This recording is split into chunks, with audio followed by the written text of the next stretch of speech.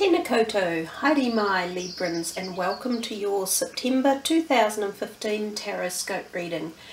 Wherever you are around the world, I hope you've got time to sit back and chill out and listen to what's coming up for you guys. For us here in the Southern Hemisphere, we will be bursting into spring. So there are those spring-like energies on the planet, and for any of you in the Northern Hemisphere, of course, you're rolling into autumn and that beautiful feeling of the harvest and gratitude and being sated in many ways. I hope you've had time to listen to the video I posted about a general overview for September's astrology. There's a whole heap of things happening in the month of September, and some of them are quite potent, including 2 eclipses, Mercury going retrograde, a supermoon, among other things. So September could bode quite strong energies in many different areas for many different people. So what we'll do this month, we'll use the beautiful John Holland deck because everyone seems to be really enjoying the colour, energy, vibration and the pictures and the messages. And we'll do the 4 cards, 1 for each week of the month. Then we will do a high vibration energy card at the end. These gorgeous crystals that have popped in for your reading, this is the angelite or celestite. It's an absolute gem to look at. It just glistens and sparkles, and it has such a soft blue hue to it. It really does help to connect with the angelic realm, including your own spirit guides and guardian angels. And this one here is a beautiful, another lovely stone.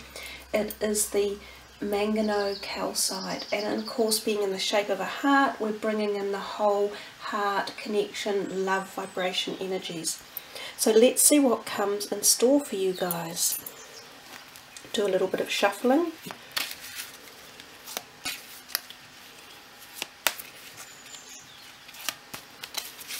In fact, I might even do something completely different and sort of lie them out and pick 4 cards for you. 1, 2, he seemed to want to come out, 3 and 4. Oh, we actually got a 5th one. So going from the bottom, which was the first week, sacrifice number 12, which is a major arcana for you, which would be the Hanged Man in the traditional tarot decks. I'll just move that back a little bit.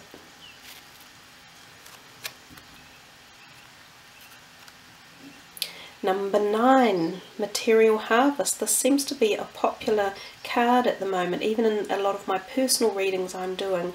And interestingly enough, we're in the 9th month and it's the card number 9. Now if you've watched that video that I talked about at the beginning, there were 4 9s that came out for the energetic meaning of the month as well.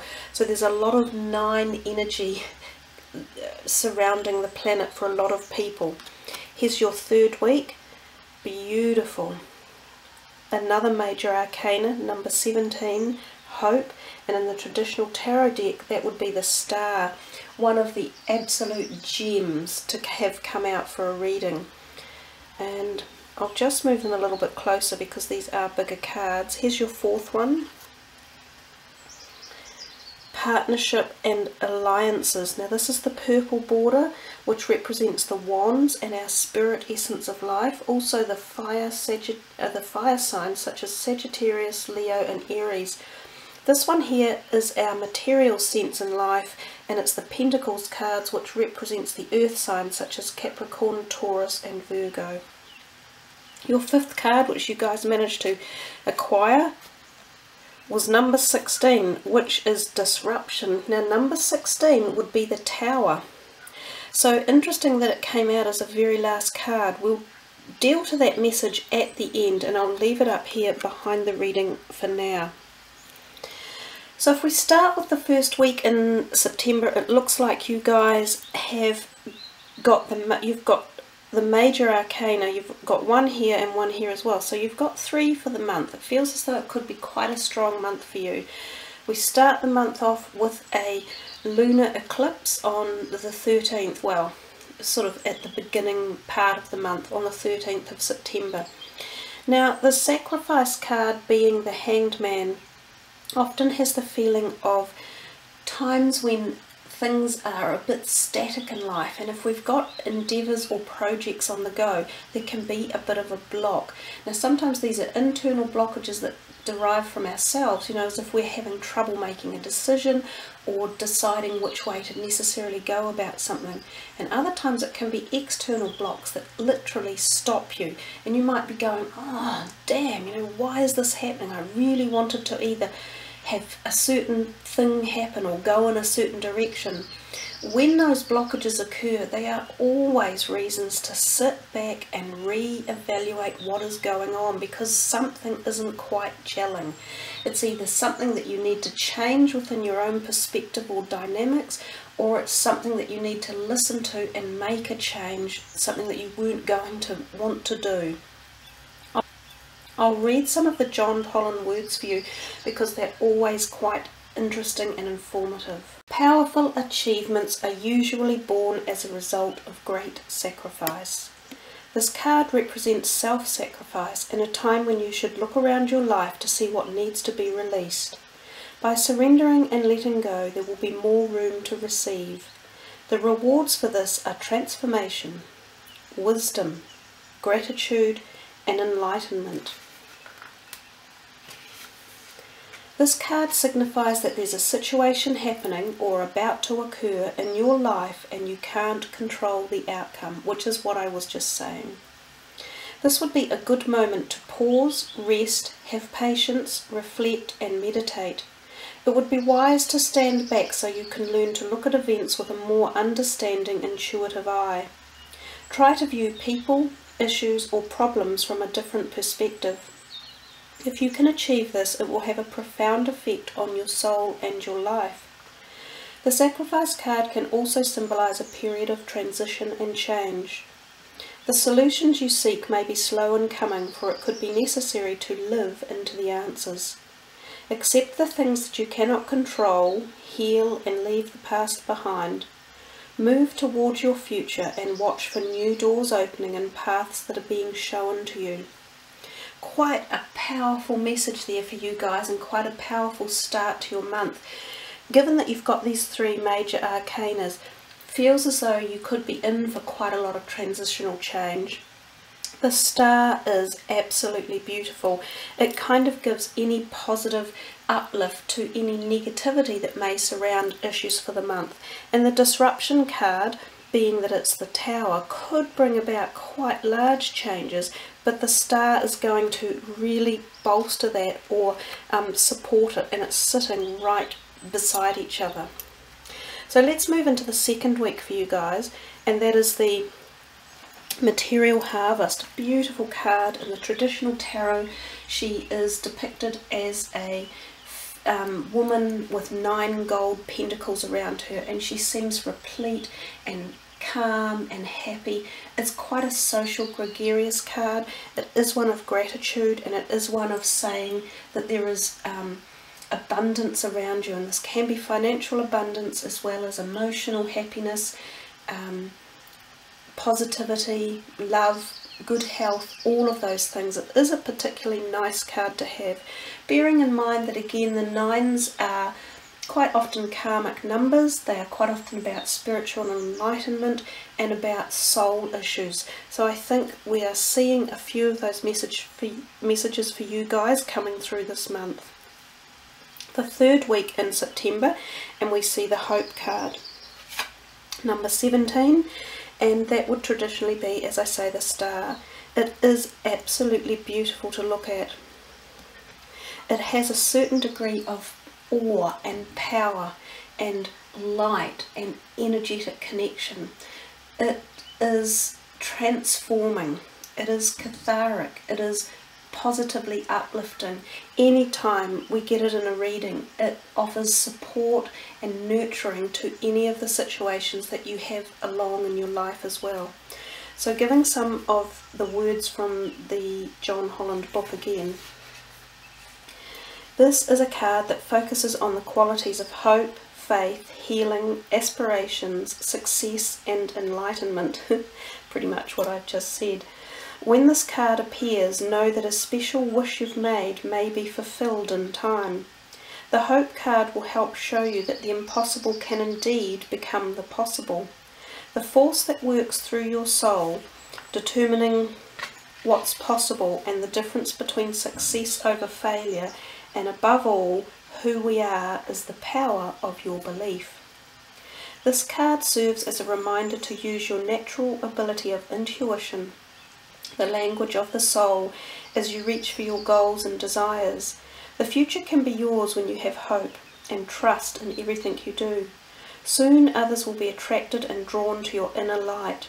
Learn to share your experience and lessons, for those around you will also realize that by having faith and pushing forward where one may have felt no hope at all is the key to success. I do get the feeling that the star is the shining light through the whole month for you, and that you can call on this energy at any time that you're feeling the need to. It feels as if there's a connection from the gemstone or the crystal over into here. It's like some sort of higher vibrational energy support or some sort of angelic intervention that's coming in. And because it sits roughly in the middle of the reading, because we have got the 5 cards, it definitely is shedding its beautiful beams of support throughout the whole reading. Let's move over here to the 4th week, and we see partnership and alliances. The 3 of Wands. Nice card, often about creative or career related matters, and it can be literally about forming a partnership or an alliance. It could be with more than one person, there could be 3 people involved. So new thoughts, new ideas, new partnerships, new people, new careers coming. You can see here that there is great support, so someone could either be offering you support, and it could be physical or emotional, or vice versa, you could be offering them support.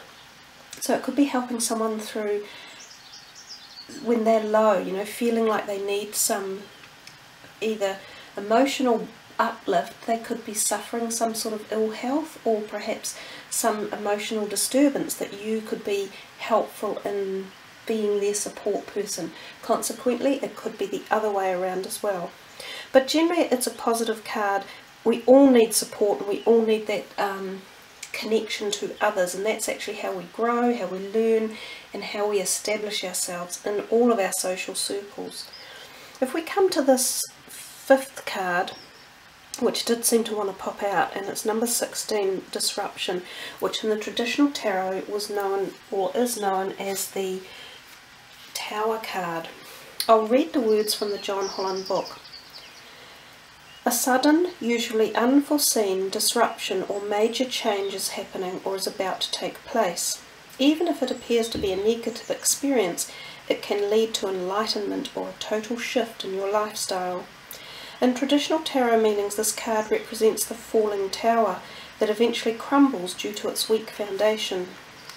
Whichever part of your life you focus on, this is an opportunity to rebuild with a solid, positive structure to make you or the situation even stronger. And that's why I feel that shining star that was underneath it has really quite strong power for you. That noise outside is a beautiful, crisp, quite heavy rain shower that's just falling right now as we're reading this card actually. It's beautiful. In fact, there's even a wee bit of hail in it. It's like a spring storm, even though we're not quite in spring. But carrying on, there are times when the most difficult situations arise in your life. If you choose to, they can act as a catalyst to heal other areas.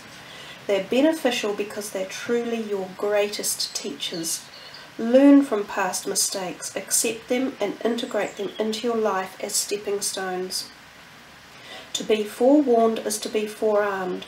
This disruption card is a reminder that negative thinking, limiting beliefs, ignoring problematic situations, and risky or careless lifestyles must be addressed so that positive changes can take place.